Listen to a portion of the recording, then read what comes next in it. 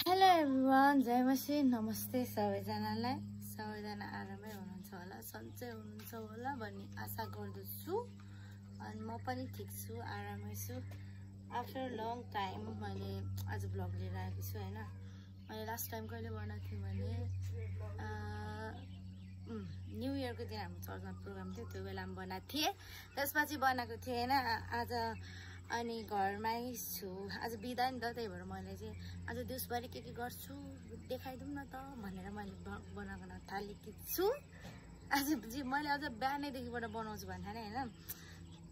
बिहान उठेर खै के भयो अलिअलि यताउता गर्दै अनि बनाउनै भएन। सो अहिले कति बज्यो, अहिले 6:30-7 बज्नु, 6:30 भइसक्यो। यतिखेरदेखिबाट त बिहानै हो, तर म आज अलिक छिटो उठेको थिएँ कि, त्यही भएर बिहानैदेखिबाट बनाउँछु भने सो पाएन। तर सो गाइज आज त्यही हो, अब घरमै छु आज। अनि अहिले नै चाहिँ अब सिधै म रेडी भएँ निस्केँ, किनकि मेरो आज तामाघाट जानु छ छिटै। अनि म छिट्टै निस्केर रेडी भएँ। अब म हिँड्न ठिक भइसकेँ। आज चाहिँ घाम पुरा मस्त बिहानैदेखिबाट लागेको छ है। अनि दामी देखिएको छ हाम्रो वरिपरि पनि है। अनि आकाश पनि आज कस्तो दामी प्रिटी देखेको छ, लाइक मी भन्नु नि नमिल्ने।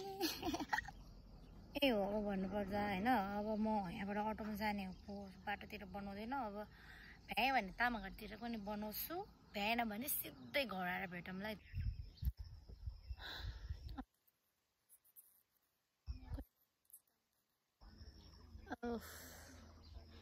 यो हाम्रो अटो ठाउँ यताबाट आउँछ अहिले होइन। अनि हाम्रो चोक भने चाहिँ त्यो पर देखिरहेको त्यहाँनिर हो। अनि हाम्रो घर जाने ठाउँ चाहिँ यहीँबाट भित्र छिर्ने हो नि त।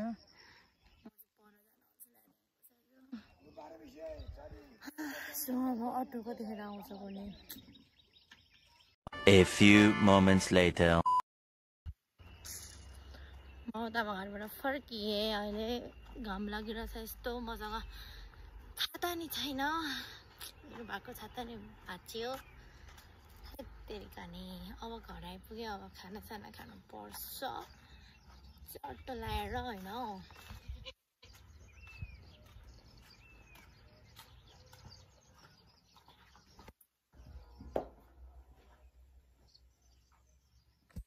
What are you doing, Mom? खाइसक्यो हजुर? यो हिँडेर आउने यस्तो घाममा तरकारी के पकाएको मम्मी? करेला?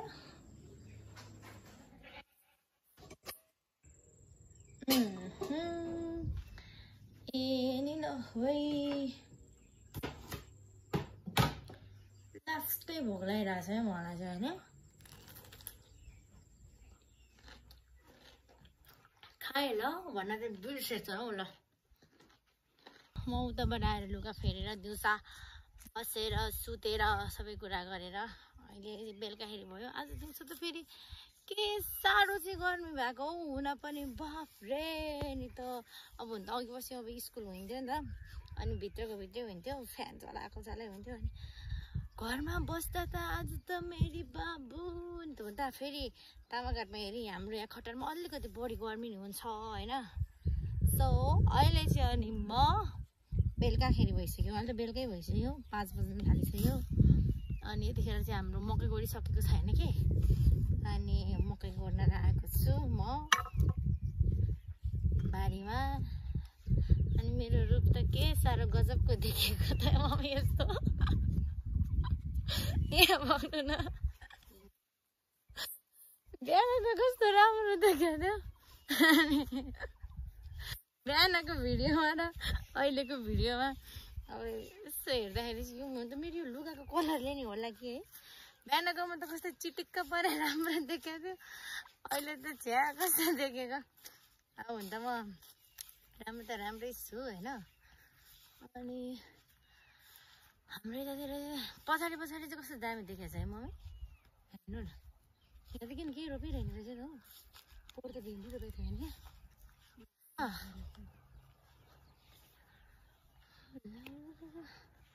अब खन्नु पर्छ यहाँ आमा टन्नै पो बाँकी रहेछ त अरे बाफ्रे अब हाम्रो गर्नुपर्ने चाहिँ यहाँ हो होइन अब मलाई त कतिको पो लाएर आयो त गर्नु परिहाल्यो ल है त अब यहाँ मकै गरौँ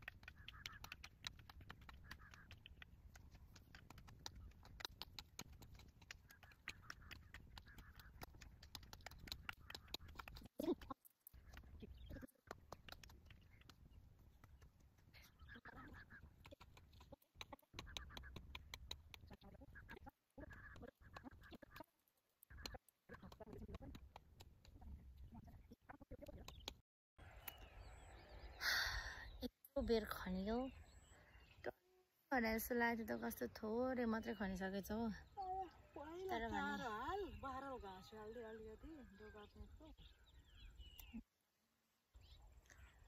खेतीपाती गरेर चाहिँ खान सकिँदैन रहेछ होइन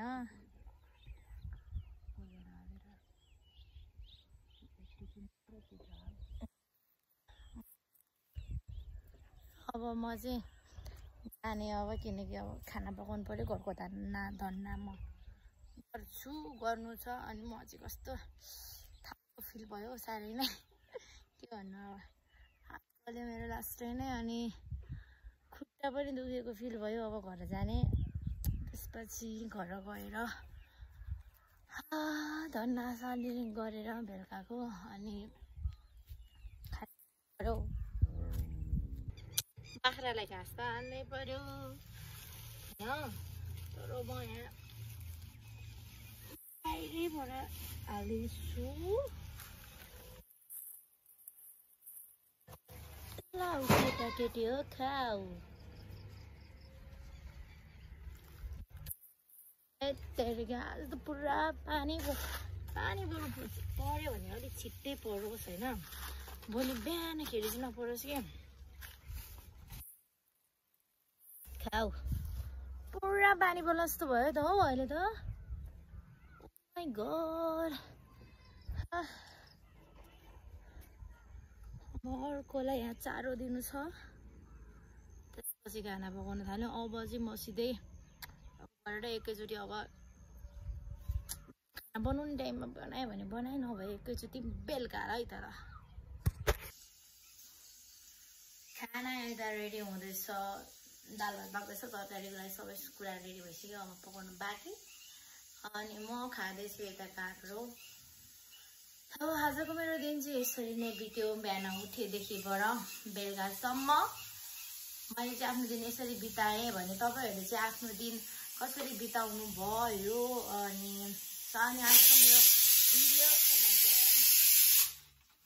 आजको मेरो भिडियो तपाईहरुलाई कस्तो लाग्यो कमेन्ट गर्न नबिर्सिनु होला okay guys this much for today अनि आज म धेरै थाकेको फिल भइरहेछ मलाई चाहिँ किनकि धेरै पछि घरमा बसेर okay guys this much for today thanks for watching and don't forget to like comment and subscribe god bless you